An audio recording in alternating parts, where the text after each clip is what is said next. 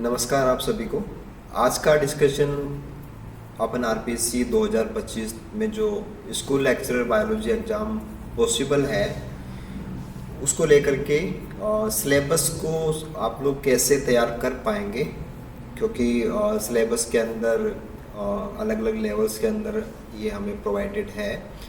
तो एग्जैक्टली जब आप तैयारी के लिए जाते हैं तो सिलेबस को कवर करने के लिए क्या अप्रोच होनी चाहिए और सही अप्रोच क्या है और आपको किन चीज़ों का ध्यान देना है, ये एक बहुत ही अहम मुद्दा है, क्योंकि तैयारी करने से पहले का पार्ट है।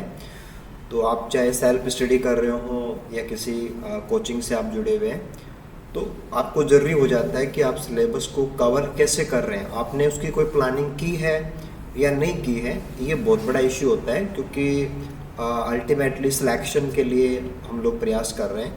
तो चलिए बात करते हैं कि हम पूरे सिलेबस को कैसे समझें और कवर करने के हिसाब से हमें किन चीज़ों का ध्यान देना है। तो चलिए बात करते हैं डिटेल से। तो देखिए, अगर हम इस चीज़ को समझना चाहें कि स्कूल व्याख्याता भर्ती जो कि 2024 के लास्ट तक लगभग इसका एडवर्टाइजमेंट आने की संभावना है और 2025 में ये भर्ती पूरी होगी, तो यहाँ बायोलॉजी का सिलेबस जो है उसको कवर करने के लिए हमें वेरी फर्स्टली कहाँ से ये सारा प्रोसेस स्टार्ट करना है और एक एक करके किन चीज़ों का ध्यान हमें देना चाहिए वो हम समझेंगे। देखिए, मैंने यहाँ पे पूरा का पूरा जो आपका तैयारी का शेड्यूल होगा या तैयारी के लिए आपको जिन चीज़ों पे फोकस करना है वो 6 पॉइंट निकाले हैं और एक सुपर 6 के नाम से मैं आपके साथ ये चीज़ें डिस्कस कर रहा हूँ। देखिए, इसमें सबसे पहले अगर हम बात करें तो ये हमारे पास रहेगा कि आपको सबसे पहले जो आपका सिलेबस है उस सिलेबस को एनालाइज करना चाहिए। एनालाइज करने का मतलब ये है कि आपके सिलेबस के अंदर जो सब्जेक्ट का पार्ट है उसको 3 लेवल्स में बताया गया है। 10+2 लेवल है, ग्रेजुएशन लेवल है और पोस्ट ग्रेजुएशन लेवल के ऊपर सिलेबस को डिवाइड करके वो प्रोवाइडेड है। आरपीएससी की साइड से आप लोगों ने इसको देखा भी होगा और आप लोग उसके अकॉर्डिंग तैयारी भी कर रहे हैं। तो एनालाइज करना बहुत ज़रूरी है। एनालाइज के लिए मैं आपको ये कहना चाहूँगा कि इसका सिंपल मतलब ये है कि ऐसा नहीं है कि जैसे कोई टॉपिक जैसे कि प्लांट फिजियोलॉजी है वो आपका 10+2 स्टैंडर्ड में दिया हुआ है, तो इसका कहीं भी ऐसा कोई लॉजिक नहीं है कि आप इसको ग्रेजुएशन लेवल पे या किसी पर्टिकुलर किसी बिंदु विशेष को आप पोस्ट ग्रेजुएशन लेवल का क्वेश्चन एक्सपेक्ट नहीं कर सकते। ऐसा नहीं है। लास्ट पेपर्स को आप उठा के देखिए, वहाँ से भी ये चीज़ आपको समझ में आएगी। तो सिलेबस के अंदर क्या क्या चीज़ें हैं मेंशन वहाँ पे 3 लेवल का है, बट आपको थोरोली पता होना चाहिए कि सिलेबस में क्या क्या पॉइंट्स हैं वो दिए हुए हैं। अगला पॉइंट इसमें आ जाता है कि आपको लास्ट जो पेपर्स रिसेंटली हुए हैं, जैसे कि 2013 का एग्ज़ाम है, 15 का एग्ज़ाम है, 18 का है, 22 का है, तो इन पेपर्स में क्वेश्चंस कैसे पूछे गए थे और कहाँ से पूछे गए थे और क्वेश्चंस का स्टैंडर्ड क्या था। और थोड़ा सा आपको ये भी एफर्ट करना चाहिए कि कौन से सेक्शन से ज़्यादा क्वेश्चन हैं, कहाँ से क्वेश्चंस हैं वो बहुत ही कम पूछे जाते हैं। तो हमें ऐसा करने पे ये पता लग जाता है कि पेपर के अंदर हमारा जो अप्रोच है वो कैसा होना चाहिए, क्योंकि पेपर में जैसा पैटर्न आप यहाँ से ऑब्जर्व करेंगे आपको तैयारी में उसके अनुरूप काम करना है। तो एनालाइज आपको जरूर से करना है, लास्ट पेपर्स को आप एनालाइज कीजिए। इसके बाद में तीसरा पॉइंट मैंने यहाँ पे डाला है कि आप अपने सिलेबस को कवर करने के लिए रीऑर्गेनाइज कीजिए। आपने सिलेबस का प्रिंट ले रखा होगा, आप सिलेबस के प्रिंट को आराम से आप देख लीजिए, एनालाइज कर लीजिए। पेपर्स के प्रिंट आपके पास होंगे, उनको भी आप एनालाइज कर लीजिए। इसके बाद में तैयारी करने से पहले आपको अपना सिलेबस रीऑर्गेनाइज करना है। अब रीऑर्गेनाइज आप अपने अकॉर्डिंग कीजिए, किसी दूसरे के कहने पे मत कीजिए, किसी भी टीचर के कहने पे या किसी मेंटर के कहने पे या कहीं आपने कोर्स ज्वाइन कर रखा है तो वहाँ जिस प्रकार से पढ़ाया जाता है वैसे आपको सेम उसी फॉर्मेट में तैयारी करनी है, ऐसा कुछ भी नहीं है। आप अपने अकॉर्डिंग समझिए उस चीज़ को और अपने अकॉर्डिंग आप उसको रीऑर्गेनाइज कीजिए। और मैं आपको सजेस्ट करूँगा कि आप इसको बॉटनी और जूलॉजी दोनों में सेपरेटली इसको सेक्शन वाइज बांटिए। सिलेबस में ऐसा कुछ भी मेंशन नहीं है, सिलेबस में कंबाइन दिया हुआ है। तो आपको बॉटनी के रिगार्डिंग इसको रीऑर्गेनाइज करना है, जो बॉटनी की बुक से आप तैयार करेंगे। जूलॉजी का आपको कंबाइन करना है, वो आप जूलॉजी की बुक से या जूलॉजी का जो भी कंटेंट आपके पास है उससे कवर करना है। तो आप अपने सिलेबस को रीऑर्गेनाइज कीजिए। स्टडी स्टार्ट करने से पहले या आपने कर रखा है तो आप एक बार के लिए इस चीज़ पे जरूर से काम कीजिएगा। इसके बाद में अगला मैटर आता है कि आपका स्टडी मटेरियल है वो क्या है, या आपके स्टडी मटेरियल का आपको सिलेक्शन करना है कि मुझे कहाँ से पढ़ना है। देखिए, इसमें एक तो ये होता है कि आपको सुलभ क्या है, आपको आराम से क्या मिल रहा है। इसमें कई सारी चीज़ें हो सकती हैं कि कहीं से आपको नोट्स प्रोवाइड हो रहे हैं और कहीं से आपको कंटेंट प्रोवाइड हो रहा है, कोई बुक आपको प्रोवाइड हो रही है। तो ये तो हो गया कि आपको इजीली क्या मिला हुआ है, या कम पैसे के अंदर आप क्या आपको अवेल हो सकता है। एक तो ये तरीका होता है। दूसरा तरीका ये होता है कि मैं जिस स्टडी मटेरियल को यूज़ करूँगा उससे बाहर क्वेश्चन नहीं होगा, क्योंकि आप इस चीज़ को बिल्कुल से कंफर्म कीजिए कि सिलेबस को कवर करने से, एग्ज़ाम को दे के आने से सिलेक्शन होगा, इसका कोई कनेक्शन नहीं है। अगर आपने बहुत सही स्टडी मटेरियल यूज़ किया है और कम से कम गलती वाला अगर आपका तैयारी का पैटर्न रहा है तो आपके चांसेस बढ़ते हैं। तो सुलभता पे नहीं जाना है, आपको रियल में स्कोर के लिए द बेस्ट मटेरियल क्या हो सकता है वो आपको एफर्ट करना है, आपको प्रयास करना है कि वो चीज़ें आपके पास होनी चाहिए। और आपके पास अगर वो नहीं भी हैं तो आप उनको अरेंज कीजिए और एक अच्छा स्टडी मटेरियल आपके पास होना चाहिए। वन मोर थिंग आप यहाँ पे मैं आपको ऐड करना चाहूँगा कि अच्छे स्टडी मटेरियल का मतलब ये है कि जैसे आप लोग थोड़ा सा इस चीज़ से जानते हैं कि एग्ज़ाम होने के बाद में बहुत सारे क्वेश्चंस हैं, उन पे जब आंसर की आती है तो स्टूडेंट्स को उस पर आपत्ति होती है और नो डाउट उनके आंसर की में गलत दिए हुए होते हैं। तो आपको उस समय ढूंढना पड़ता है कि इसका ऑब्जेक्शन लगाने के लिए कहाँ जाएं, कौन सी बुक में मिलेगा, कहाँ से ऑब्जेक्शन राइज होगा, या आप किसी टीचर को फिर तलाशते हैं कि कौन आपको बताएगा कि कौन सी बुक के अंदर ये ऑब्जेक्शन का कंटेंट मिलने वाला है। तो जब कुछ चीज़ें हो जाती हैं उसके बाद में आप उनकी भरपाई के लिए जाते हो, ज़्यादा अच्छा नहीं हो। ज़्यादा अच्छा ये है कि आपका जो तरीका है उस तरीके में आप पहले से बहुत ही बढ़िया कंटेंट को यूज़ कीजिए। तो आप अच्छे स्टडी मटेरियल के ऊपर आपको जाना चाहिए। इसके बाद में ऐसे ही बहुत इम्पोर्टेंट हो जाता है कि जब आप बहुत अच्छे कंटेंट से आप तैयारी भी कर रहे हैं, आपने सारा कुछ प्लान करके सारा काम कर रहे हो, देन आफ्टर आपको क्वेश्चन प्रैक्टिस भी बहुत ज़्यादा इम्पोर्टेंट हो जाता है कि आपको बहुत बढ़िया क्वेश्चंस के साथ प्रैक्टिस करनी चाहिए। देखो, जैसे हम लोग भी स्टूडेंट्स के साथ में काफ़ी बार जुड़े रहते हैं, स्टूडेंट्स की बहुत सारी क्यूरीज आती हैं, वो भी जानना चाहते हैं, और उनके पैसिव प्रोसेस में ये सब चल रहा होता है। जैसे मान लो कहीं से आपको कोई MCQ बुक मिलती है, उसमें जैसे 5000 क्वेश्चन है, 2000 क्वेश्चन है, तो एक तो होता है कि नंबर ऑफ क्वेश्चंस कहाँ तक सही है, एक होता है कि क्वालिटी ऑफ क्वेश्चन कहाँ तक सही है। क्योंकि जब हम दोनों चीज़ों को देखते हैं तो टाइम तो आपका लग रहा है तैयारी में, आपको क्वेश्चन प्रैक्टिस कर रहे हो, टाइम आपको देना पड़ रहा है, टेस्ट दे रहे हैं आप, ओके। देन अगर आप ओनली क्वांटिटी पे जा रहे हो कि मैंने इतने 1000 क्वेश्चन निकाल लिए, तो उससे कोई श्योरिटी नहीं है। आप चाहे क्वेश्चन कम निकालिए बट वो क्वेश्चन बेहतर स्तर के होने चाहिए। बेहतर स्तर का मतलब ये है कि एटलीस्ट पिछले पेपर्स के क्वेश्चंस या उनसे मिलते जुलते क्वेश्चन अगर आपको दिए जाएं तो आपके आंसर सही आने चाहिए। क्योंकि बहुत ज़्यादा एकदम से ड्रास्टिक चेंज क्वेश्चन में आ जाएगा, ऐसा आप नहीं मानेंगे। तो क्वेश्चन प्रैक्टिस के लिए आपको क्वालिटी एंड क्वांटिटी दोनों को बैलेंस करना है। बहुत अच्छे क्वेश्चन के साथ आपको काम करना चाहिए। बहुत ज़्यादा सिंपल क्वेश्चंस हैं और बहुत ज़्यादा संख्या में हैं, उससे बचना चाहिए। वो आपका टाइम बेवजह कंज्यूम करेंगे। आप उनसे जो सीखेंगे वो आपको पहले से आ रहा होता है।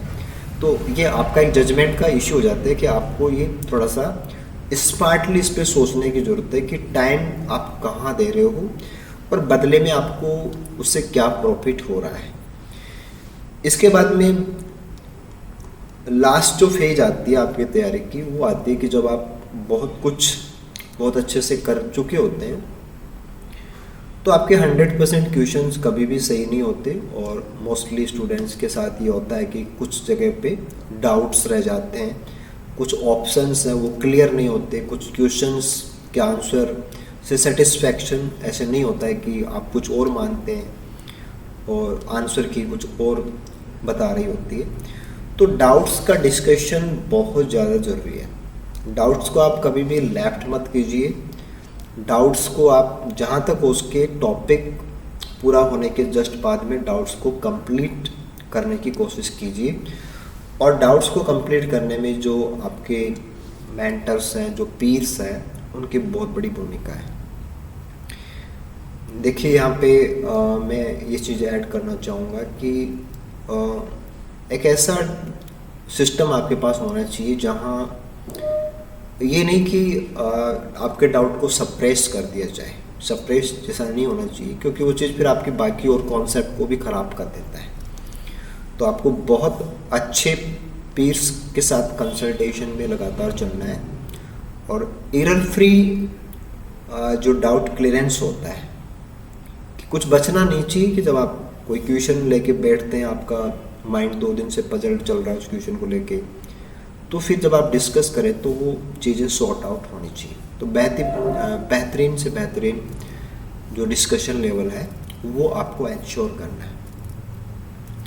तो अगर हम इन सारी 6 बातों को देखें तो मुझे नहीं लगता कि बहुत ज़्यादा कोई दिक्कत आ सकती है आप लोगों को सिलेक्शन कराने में, क्योंकि जैसे कि हम बिल्स के हिसाब से देखें तो लास्ट बार स्टूडेंट्स ने बहुत अच्छी मेहनत की थी और मेन जो टारगेट रखा गया था वो doubt free question solving approach, जो कि लास्ट पॉइंट होता है, उसको हमने टच करने की कोशिश की थी।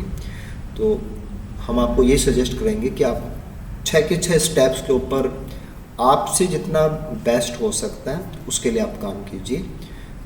Thank you so much, good luck आप सभी को। इसके बाद में आज के इस वीडियो में मैं आगे ऐड करने जा रहा हूँ कि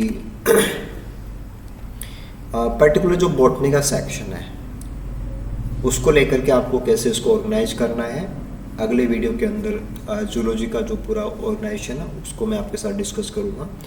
तो आप चैनल के ऊपर लगातार कनेक्शन में रहिए, चैनल को सब्सक्राइब कर लीजिए। आपके कहीं भी कोई क्वेश्चंस हैं, आप कुछ पूछना चाहते हैं तो आप कमेंट्स में ज़रूर से मेरे को लिख देना।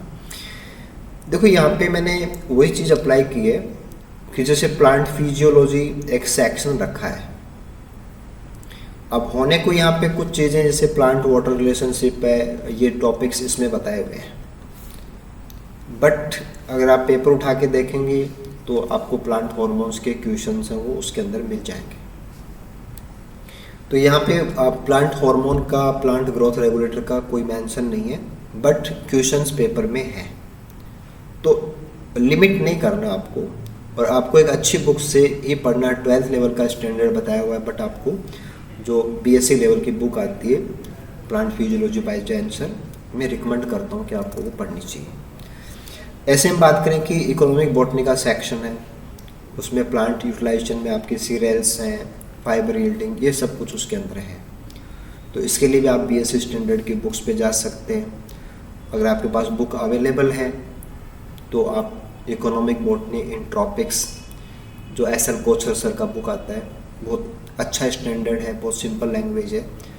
और ऐसा नहीं कि आपको पूरी किताब पढ़नी है, इसकी कोई ज़रूरत नहीं है।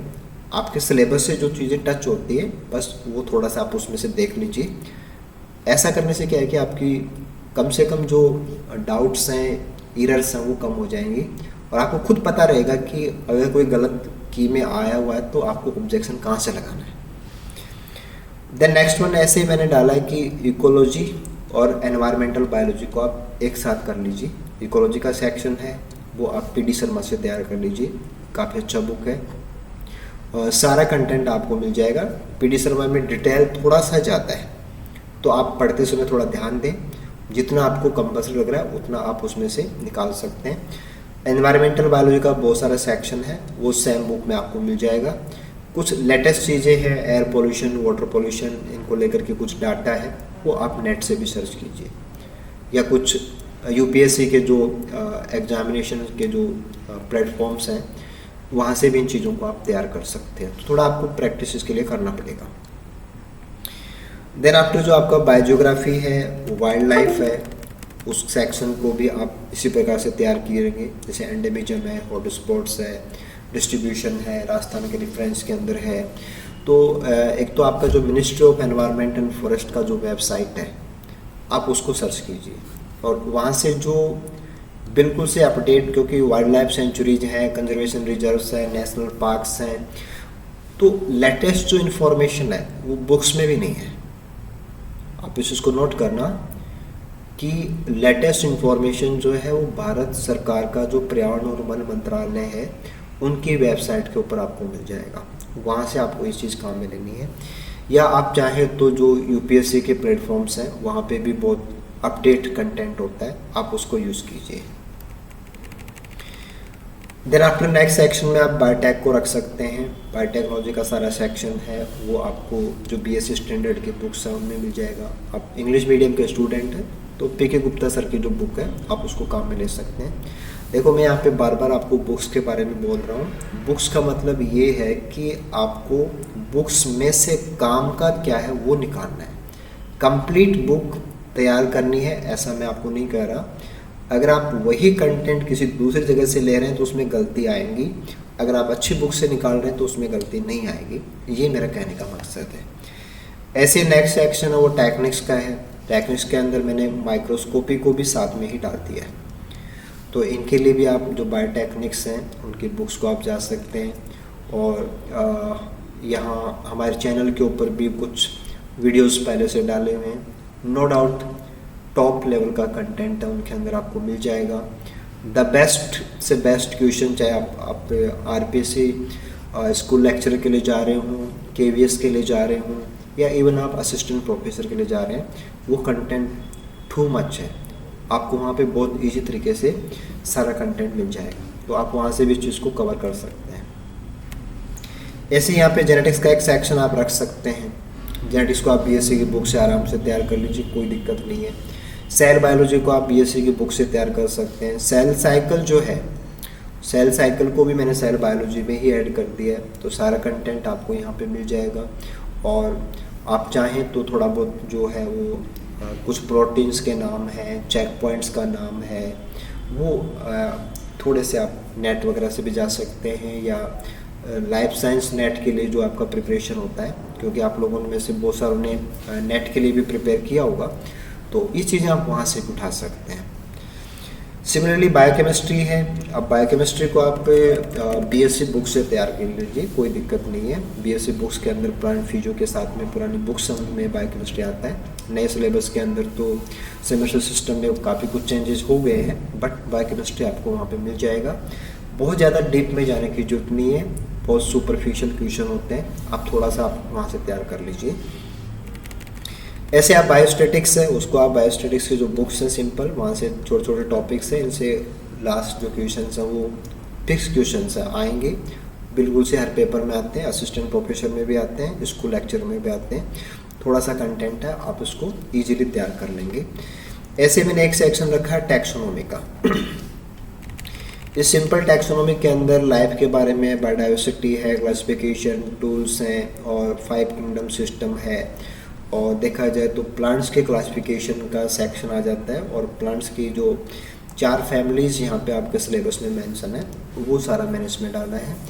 आप बीएससी लेवल की जो बुक्स हैं वहाँ से भी तैयार कर सकते हैं, और आप चाहें तो MS स्टैंडर्ड्स की जो बुक्स हैं, प्लांट टैक्सोनॉमी की जो बुक्स हैं, उनसे भी आप जा सकते हैं।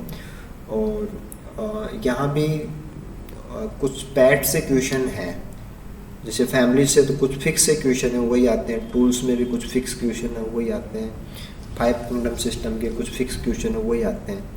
तो थोड़ा सा आपको ऐसे स्मार्टली चीज़ों को डिज़ाइन करना है तैयारी के साथ में, तो बुक्स का चयन बहुत ज़्यादा इम्पोर्टेंट हो जाता है। अदर कंटेंट रखिए, अदर कंटेंट आपके पास है आप उसको भी रखिए, बट मेरा कहना है कि आप बुक्स को भी एक स्टैंड दीजिए और बुक्स से कंपेयर भी कीजिए, और आप कहीं और सोर्स से जाते हैं तो भी आप बुक्स से ज़रूर कंपेयर कीजिए। ऐसा ही एक सेक्शन आप प्लांट किंगडम डाइवर्सिटी के लिए बना सकते हो, जिसमें एल्गे से लेकर के जिम्नोस्पर्म तक का सारा जो सेक्शन है वो आ जाएगा। हालांकि इसमें कोई डिटेल में नहीं समझेगा तो एल्गे में फिर आपको सारा ही करना पड़ेगा। तो देखिए, मैं आपको यहाँ पे सजेस्ट करना चाहूँगा कि जब आप BSc की बुक्स इनको तैयार करते हैं तो साथ में आप थोड़ा सा ये मेहनत करें कि एस चांद पब्लिकेशन की जो बुक्स अपन MSc के लिए काम में लेते हैं, वो सिस्टर सीरीज के नाम से आती है, कम से कम उसके जनरल करैक्टर, इकोनॉमिक इम्पोर्टेंसेस और फैमिली वाइज जो फीचर्स हैं, आप मेंबर्स वहाँ से मत तैयार कर दीजिए, लेकिन एटलीस्ट उनका जो जनरल इंट्रोडक्टरी पार्ट होता है या लास्ट के अंदर जो मेन टॉपिक्स के बारे में बताया हुआ है वो उन बुक्स से आप ज़रूर तैयार कीजिए। तो आप लाइब्रेरी से अरेंज कर लीजिए, किसी फ्रेंड के पास है वहाँ से अरेंज कर लीजिए, कुछ बुक्स आप परचेज भी कर सकते हैं, क्योंकि सिलेक्शन के कंपैरिजन के अंदर बात करें तो अगर आपके कुछ पैसे खर्च हो जाते हैं तो कोई बड़ी बात नहीं है, आपको पैसे खर्च करने चाहिए और थोड़ा सा ज़्यादा एफर्ट की तरफ जाना चाहिए। आपको थोड़ा सा ऐसे लगना चाहिए, खुद को लगना चाहिए कि हाँ मैं बहुत सीरियस हूँ इस चीज़ के लिए। सिमिलरली जो 13 पॉइंट है उसमें मैंने स्ट्रक्चरल ऑर्गेनाइजेशन को डाला है, जिसमें पूरा एनाटॉमी का सेक्शन आ जाएगा, एबनॉर्मल फीचर्स आ जाएंगी। एबनॉर्मल का इसमें मेंशन नहीं है, बट आपको एबनॉर्मल जो सेकेंडरी ग्रोथ, सेकेंडरी फीचर्स हैं वो सब तैयार करना है। फ्लोवर का structure, inflorescence type, roots type, ये सारा आपको इसमें तैयार करना है। BSc बुक्स के अंदर रस्तोगी पब्लिकेशन के बुक्स में ये चीज़ बहुत अच्छी आपको मिल जाएगी। तो मार्केट्स में जो आप पुराने जो स्टोर हैं वहाँ से ये बुक्स आपको अरेंज कर लेनी है, तो अच्छे से मिल जाएगा आपको। ऐसे ही बॉटनी के एंगल से आप ओरिजिन ऑफ लाइफ को तैयार कर सकते हैं। आपने अगर नेट के लिए प्रिपेयर किया तब तो आपका ये तैयार ही होता है, थोड़ा सा आप उसको टाइम दीजिए, मेन पॉइंट्स हैं वो आप बुलेट्स में निकाल लीजिए, आराम से आप तैयार कर सकते हैं। तो ऐसे करके हम बॉटनी के सेक्शन के अंदर जो टोटल 14 पार्ट्स हैं उसमें हम सिलेबस को डिवाइड कर सकते हैं, सिलेबस को हम ऐसे कवर कर सकते हैं। तो ये मेरी साइड से एक रहा कि आपको कैसे आपका सिलेबस है उसको रीडिज़ाइन करना है ना। मेरे कहने का मतलब ये था कि आपको कोई टॉपिक जैसे कि 12th स्टैंडर्ड का बताया हुआ है तो आपको 12th की बुक से ऊपर नहीं जाना, ये गलत चीज़ है। आपको जाना चाहिए आपको हर एक टॉपिक के लिए जितना आपसे हो सकता है उतना मैक्सिमम करना चाहिए, क्योंकि अगर कोई भी क्वेश्चन आपसे सब पूछा जाता है सपोज, तो फिर आपके पास कोई एक्सक्यूज नहीं होता है और आप उसको चैलेंज भी नहीं कर सकते। तो अभी आपके पास आई होप टाइम रहेगा, तो आप अपनी तैयारी को बिल्कुल इसी वे के अंदर रीडिज़ाइन कर सकते हैं। और इस प्रिपरेशन को लेकर के अगर आपको कोई बात पूछनी है, जाननी है, तो आप वीडियो के कमेंट में मुझे लिख सकते हैं, मैं टाइमली उनका जवाब ज़रूर से आपको दूंगा। और लास्ट कोटेशन आपके लिए ये रहेगा कि अगर आपने क्वेश्चन सही करना सीख लिया है तो आप सिलेक्शन के बहुत करीब हैं। कंपटीशन काफ़ी स्ट्रॉन्ग ही होंगे, बार बार एग्ज़ाम्स में आप देखेंगे हर बार स्ट्रॉन्ग कंपटीशन ही होना है। आपको और एग्ज़ाम्स का वेट नहीं करना चाहिए, इसी एग्ज़ाम के अंदर आपकी परफॉर्मेंस अच्छी आनी चाहिए। और क्योंकि आपके खुद का फ्यूचर का मामला है तो आप चीज़ों को थोड़ा सिंसियरली लीजिए। और अगर आपको टेक्निकली कुछ भी हेल्प चाहिए तो आप हमें लिख सकते हैं। वीडियो के लास्ट के अंदर पर्टिकुलर कोर्स के बारे में भी आपको यहाँ पे मिल जाएगा, आप वहाँ से भी जा सकते हैं। और किसी भी प्रकार के हेल्प के लिए आप बिल्कुल फ्रीली हमें कमेंट कर सकते हैं। एक्स्ट्रा इन्फॉर्मेशन के लिए आप गूगल के ऊपर simply bills the bio point type कीजिए, उसके बाद में ये पेज आपको खुल जाएगा। यहाँ क्लास प्लस के साथ में जो बिल्स द बायो पॉइंट है ये आपको मिल जाएगा। आप इसको क्लिक कर लीजिए और क्लिक करते ही आप डायरेक्टली जो एप्लीकेशन स्टोर है वहाँ पहुँच जाएंगे और एप्लीकेशन स्टोर से आप एप्लीकेशन को गूगल प्ले स्टोर से भी डाउनलोड कर सकते हैं। आईफोन आप यूज़ करते हैं तो आप आईफोन की भी ऑप्शन यहाँ पे आपको मिल जाएगा, वहाँ से आप ज्वाइन कर सकते हैं। और जो कोर्सेज हैं वो कोर्सेज आपको यहाँ पे अवेलेबल रहेंगे। और RPSC school lecturer biology selection वाला कोर्स के नाम से ये कोर्स आपको यहाँ पे मिल जाएगा। इस कोर्स को आप क्लिक करेंगे तो इसकी सारी डिटेल्स हैं वो आपको यहाँ पे मिल जाएंगी। कंटेंट्स आप यहाँ से चेक कर सकते हैं। और राजस्थान के अंदर बायोलॉजी की तैयारी के लिए और एक सिलेक्शन लेवल के लिए जो तैयारी मस्ट होती है, जो कंटेंट मस्ट होता है, मैं पूरा भरोसा आपको दिला सकता हूँ कि हमारी जो टीम है वो द बेस्ट कंटेंट और द बेस्ट तैयारी के लिए डेडिकेट रहेगी। तो मुझे पूरा यकीन है कि आप लोगों के लिए ये कोर्स 100% बेनिफिशियल रहने वाला है।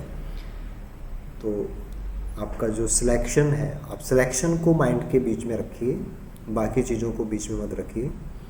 अगर आप सिलेक्शन चाहते हैं और आप चाहते हैं कि हर पॉइंट आपका बिल्कुल क्रिस्टल क्लियर हो, आपको लगे कि मैंने सच में कुछ पढ़ा है और मुझे नॉलेज गेन हुआ है, तो I welcome all of you. Thank you so much. Good luck again.